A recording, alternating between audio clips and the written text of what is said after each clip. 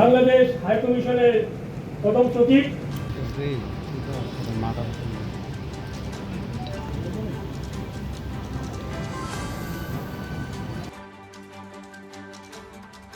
জাতপাত ভুলে মসজিদ কর্তৃপক্ষ রক্তদান শিবিরের আয়োজন করে নজির সৃষ্টি করেছে। এর জন্য উদ্যোক্তাদের ধন্যবাদ জানালেন রাজ্যের মুখ্যমন্ত্রী ডাক্তার মানিক সাহা। শুক্রবার রাজধানীর রামনগর ৪ নম্বর রোড শেষ প্রান্তে রিয়াদুল জামাহ জামে মসজিদ কমিটির পক্ষ থেকে এক স্বেচ্ছায় রক্তদান শিবিরের আয়োজন করা হয়।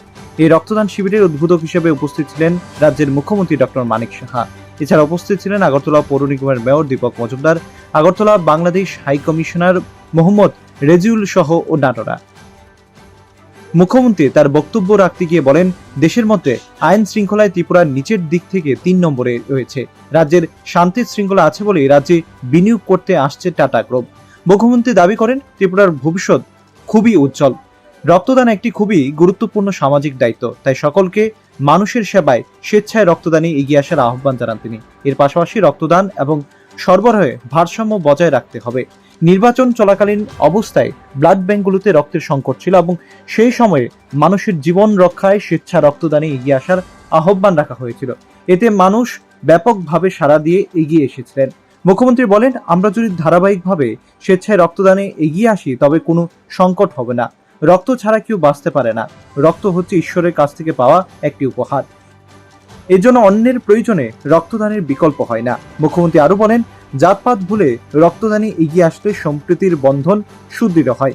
এই দিনের এই রক্তদান অনুষ্ঠানকে ঘিরে এলাকার হিন্দু মুসলিম সকলের মধ্যে ব্যাপক উৎসাহ উদ্দীপনা পরিলক্ষিত হয়। বিশেষ করে এই মসজিদটির পাশে রয়েছে একটি মন্দির। একটা বাচ্চা দেখবেন, আমরা একটা ছোট বাচ্চা যখন আমরা স্কুলে ধরে আদর করতে ইচ্ছে করে কিনা? কেন? He or she is pure. তার মনের মধ্যে কোনো খুঁত নেই, পলিউটেড না। এই যে বিষয়টা সব মানুষের মধ্যে যখন এই ধরনের পিউরিটি আস্থা বিষয় দাঁড়াবে, তখন একজন আরেকজনের সাথে কুলাগুলি আপনারা করেন। কুলাগুলি আপনারা ঈদের সময় আমরা দেখেছি, আপনারা কুলাগুলি করেন, আমরাও করি। তো সবাই সেটা অর্থাৎ আমাদের সবাই আমরা মানুষের জন্য সেটা বোঝানোর জন্য সেটা করতে হয়।